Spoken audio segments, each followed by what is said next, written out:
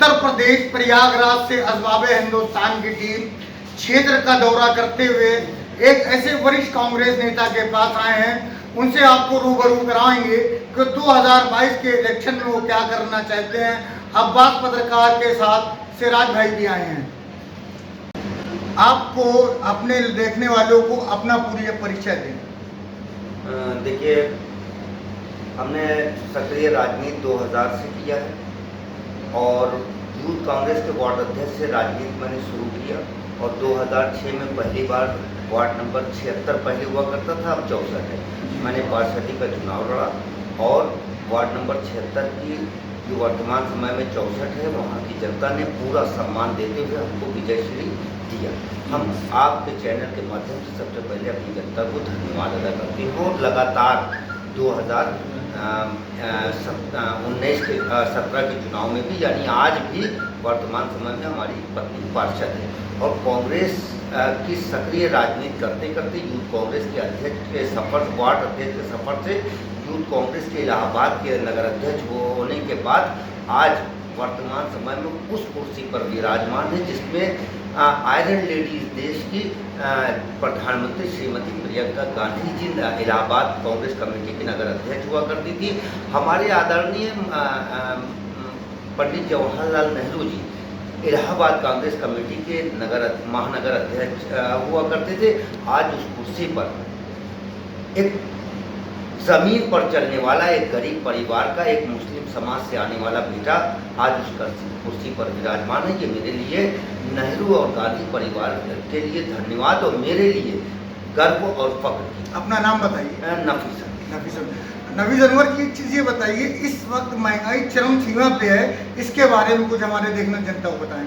देखिए, आज जिस तरीके से भारतीय जनता पार्टी की केंद्र और प्रदेश में सरकार चल रही है, निश्चित तौर पर आप जब ज़मीनी कहीं ना कहीं सफ़र करते हैं और आम जनता से बातें करते हैं तो वो दर्द आपको ज़रूर दिखाई देता होगा। महंगाई और उसके बाद कोरोना काल, इन दोनों ने मिला के आम जनता के जनजीवन को पूरी तरीके से एकदम समाप्त कर दिया है। जनता भुखमरी की कगार पर आ गई है। हम मनमोहन सरकार को धन्यवाद देना चाहेंगे जिन्होंने खाद्य सुरक्षा गारंटी के अंतर्गत आज जो गरीबों को राशन फ्री में और 1 रुपए में सस्ता मिल रहा है, वो मनमोहन सरकार जी की देन है। अन्यथा भारत का 50% नागरिक आज भुखमरी से मर जाता। तो ये मनमोहन सरकार की बहुत बड़ी देन है। और महंगाई की जहाँ तक बात करें, महंगाई चरम सीमा पार कर चुकी है। पेट्रोल का रेट देखिए आसमान छू रहा है। हाँ, पेट्रोल की जहां आप बात करेंगे, मनमोहन सरकार में 65 रुपये जब पेट्रोल हुआ तो यही भाजपा सरकार सड़कों पर निकलकर आंदोलन करती थी। आज 105 रुपये हो गया है और इस पेट्रोल को नरेंद्र मोदी जी कहते हैं कि ये मेरे बस की बात नहीं है। आर्थिक मुद्दों पर जब उनसे बात करें तो वो किसी भी प्रकार की बात नहीं करते। वो बात सिर्फ करेंगे राष्ट्रवाद की, और वो किस राष्ट्रवाद की बात करेंगे? कांग्रेस से बड़ा कोई राष्ट्रवादी नहीं है, कांग्रेसियों से बड़ा कोई देशभक्त नहीं है, क्योंकि 1947 से लेके आज तक अगर इस देश को सजाने और संवारने का काम किया है तो कांग्रेस पार्टी ने किया है और आगे भी कांग्रेस ही इस देश को चलाने का काम करेगी। पत्रकारों के साथ जो शोषण हो रहा था उस पर कांग्रेस पार्टी ने आवाज उठाई थी, इसके बारे में आप क्या कहना हैं? देखिए, जिस तरीके से पत्रकारों के साथ अत्याचार, अगर आज आप सच बोलते हैं तो आपके ऊपर मोदी और प्रदेश की योगी सरकार आपको तुरंत कानूनी शिकंजे में फंसा के आपको कहीं ना कहीं आपके ऊपर फर्जी मुकदमा डाल के आपको जेल की सलाखों के पीछे भेज देती है।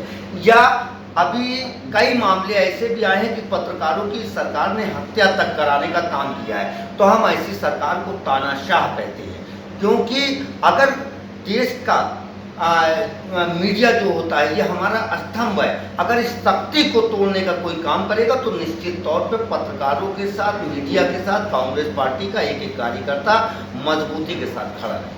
2022 में इलेक्शन होने वाला है, इसके बाद आप क्या करना चाहते हैं हमारे देखने वाली जनता को? देखिए, 2022 के चुनाव को आपके माध्यम से कहना चाहते हैं कि ये जनता तय करेगी कि किसकी सरकार बनना चाहिए। लेकिन हम एक बात ज़रूर कहेंगे कि पिछले 32 सालों से उत्तर प्रदेश के अंदर जिस तरीके से तबाही आई है, हम आपको एक छोटी सी बात बताएं।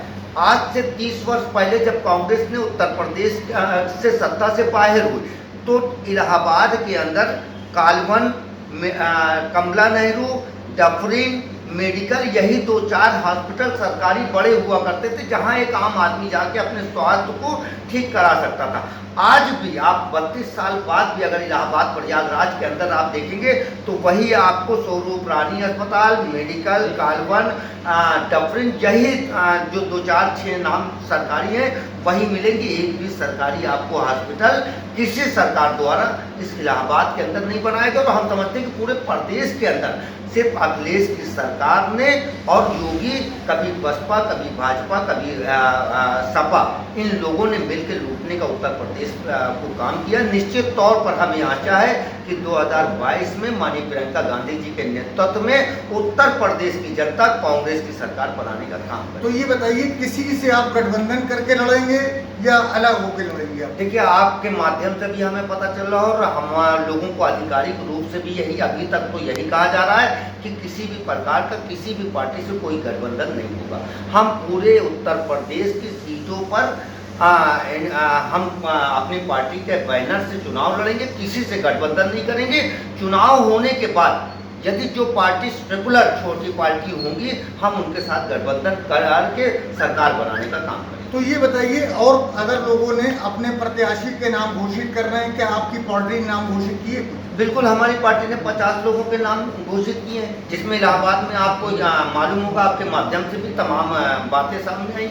अनुग्रह जी को हमारी पार्टी ने घोषित किया है, लतेश त्रिपाठी जी को हमारी पार्टी ने, बहुत सारे ऐसे हमारे प्रत्याशी जिनको 50 लोगों को घोषित कर दिया है और लगातार ये प्रक्रिया आगे भी चलती रहेगी। और एक चीज़ ये बताइए, जिस वक्त पेट्रोल का दाम बहुत महंगाई पे नहीं था, हल्का दाम बढ़ा था, अटल बिहारी वाजपेयी जी ने बैलगाड़ी पे सफर किया था। इस माध्यम से आप हमारी पार्टी क्या देखने और क्या बताना चाहते हैं? देखिए, भारतीय जनता पार्टी ने इस देश के लिए कभी कोई योगदान नहीं दिया है।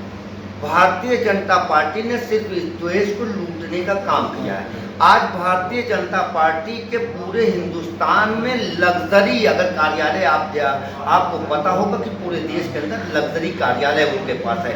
कांग्रेस पार्टी के पास 70 साल सत्ता होने के बाद भी आप इलाहाबाद शहर कांग्रेस कमेटी में अक्सर जाया करते हो, वहाँ की स्थिति को आप देखते हैं। अगर कांग्रेस ने लूटा होता तो आज भाजपा की तरह हमारे पास भी लग्जरी कार्यालय होता। जब हिंदुस्तान के अंदर कांग्रेस सरकार थी, हिंदुस्तान को कांग्रेस पार्टी ने क्या क्या दिया? देखिए, हिंदुस्तान के अंदर देश की आज़ादी के बाद जब हमारे पास एक सुई नहीं हुआ करती थी, उस समय से लेके और आज तक